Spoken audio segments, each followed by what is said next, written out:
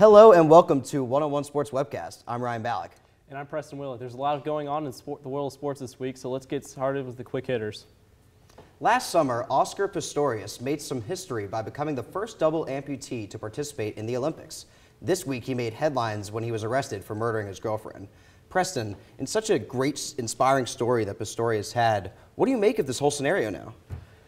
Every time an athlete messes up like this, it just tears you apart. Well, this doesn't happen very often. Well, let's clarify one thing. Not like this, but I'm going to mention some other things that are kind of like this. But every time they mess up, PEDs, yeah, something like this, or something else, yeah. But with the guys like Lance Armstrong and Barry Bonds, Michael Vick, these are guys that everyone looks up to, and then they still not. Then. Okay. But then, after they do this, you lose all hope in them, and you want to believe them when the reports first come out. But I agree with you, and it's so sad because Pistorious has such a great story. I mean, the guy has had a bone defect since he was a baby, and he was double amputee since he was like 2. And he's Blade Runner. He has this great story. He fights so hard just to get into the Olympics. And then a story like this, and when stories that are going around in sports right now, like Barry Bonds, Alex Rodriguez, they're destroying these guys' career. Absolutely. This guy murdered his wife on Valentine's Day. Yeah, he's not your normal athlete, and this isn't your normal situation. I mean, we're still getting things about this story. Agreed. Last year, 3 times in 2 months, MLB pitchers were hit in the head by batted balls. Bring up the possibility of padded baseball caps for pitchers. Is this a good idea for baseball? I absolutely think it's a great idea for baseball. I mean, there's the only protection baseball players really wear, unless you're a catcher, is your helmet. So, I mean, they should definitely make the helmets more patent, like what they did with David Wright after he got drilled a couple years ago by Matt Cain. But I think making the hats in the field more effective. I mean, we saw John Olerud used to do it like about 10 years ago. He used to wear a helmet at first base, but you never see that in the MLB. And they're doing it in all these other sports. They're trying to make every sport safer, so I think this is a good idea. Yeah, I mean, definitely. I mean, why can't we have this? We should have had it probably a while ago, but all I just want to say, let's keep it at the hats. I don't want to see people wearing helmets out there. I mean, you mentioned it, but I don't think we're there yet. It hasn't happened enough. And that's the only downfall with this is because it's how far does it go? Yeah. Because even in Little League, there were kids who would wear full-on masks at the plate. I don't want to get to that. And that's ridiculous. Yeah. That should not happen. There needs to be no football helmets on first base. There's definitely a line, and they can't keep crossing it. This weekend, the NBA All-Star Weekend was full of dunks, celebrities, and rising stars. Preston, what was your favorite part?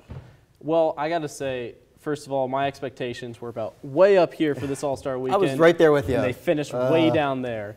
The bright spot for me was Kyrie Irving dominating the three-point contest. I mean, I don't think anyone except maybe him thought he would win the three-point contest. And it was the only time the fans actually got into it. Absolutely. And not only did he win it, he destroyed Matt Bonner in the finals with a 23. That's a great score. A very good score. I think the record's 25. He was only 2 off.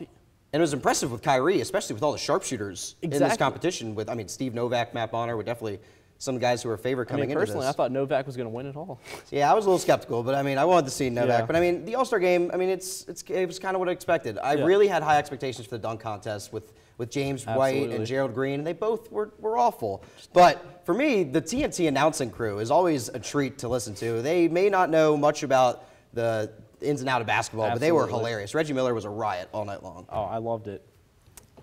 ESPN's greatest athlete of all time bracket pits 16 celebrated athletes against each other in a bracket to determine who is truly the best sportsman ever.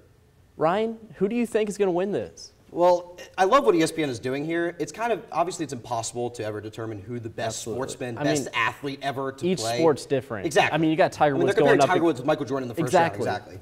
But I'm going to go with Bo Jackson, a guy a lot of people kind of disregard. But Bo Jackson recorded the fastest 40 time ever in the NFL Combine with a 4.12. That is out of control. That's impressive. And this guy, Bo Jackson, was an all-star in not only the NFL, he was also an all-star in Major League Baseball, and he won the Heisman Trophy. I mean, this guy's pretty athletic. I mean, he definitely is, and I no disrespect to him, but Michael Jordan, he's the greatest basketball player of all time. That's all he's got, though. But he kind of played baseball.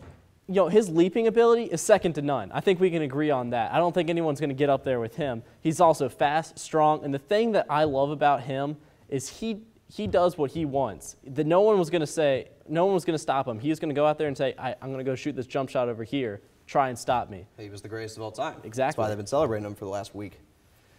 Unfortunately, we're all out of time, but don't go anywhere because up next, our hockey experts will face off on all the latest NHL drama. Stay tuned.